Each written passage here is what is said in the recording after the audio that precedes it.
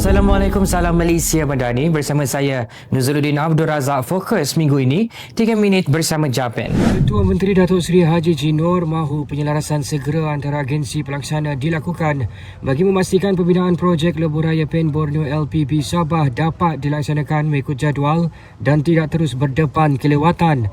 Meninjau sendiri kemajuan kerja pakej WP25, Haji Ji berkata setakat ini kemajuan fizikal pakej itu adalah pada sekitar 12.25% berbanding sasaran jadual asal sebanyak 15.30%. Memetik laporan bernama, jelasnya beberapa kekangan utama di tapak berkenaan yang menjejaskan kemajuan kerja termasuklah isu pengalihan utiliti, pengambilan tanah serta perubahan struktur sedia ada.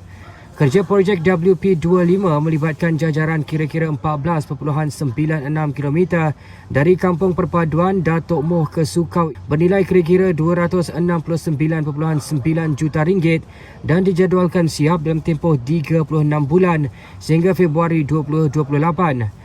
Projek tersebut melibatkan pembinaan persimpangan bertingkat, hentian bas, jambatan pejalan kaki serta sistem perparitan dan pembentong bagi meningkatkan keselamatan dan keselesaan pengguna jalan raya.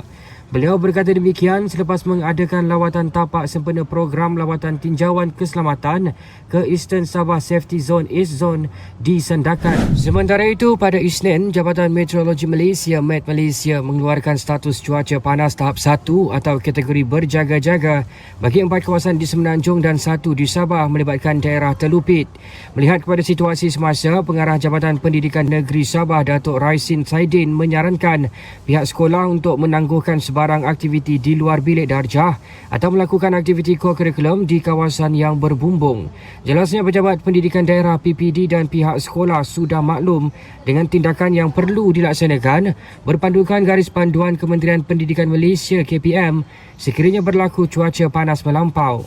Sekiranya pihak meteorologi mengumumkan bahawa tempat itu memang panas, maka kita akan merujuk kepada garis panduan menangani ataupun tindakan yang sesuai dilaksanakan kalau sekiranya berlaku cuaca yang panas melampau seperti yang dilaporkan di Telupit. Tapi Telupit setakat ini masih lagi dalam keadaan terkawal dan sekolah masih berjalan seperti biasa, dan kita berharap supaya peraturan misalnya memberikan kelonggaran kepada murid-murid memakai pakaian sesuai dilaksanakan. Tidak semestinya kita memakai pakaian seragam yang biasa digunakanlah, asalkan pakaian itu kemas dan boleh digunakan, murid dibenarkan untuk memakai pakaian berkenaan.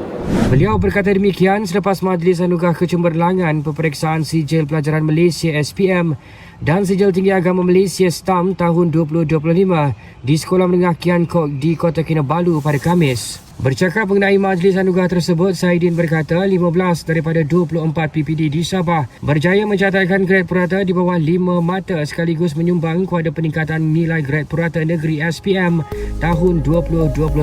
Sekian 3 minit bersama Japan. Dapatkan info semasa dan perkembangan terkini Kerajaan Persekutuan dan Negeri hanya di Japan Sabah.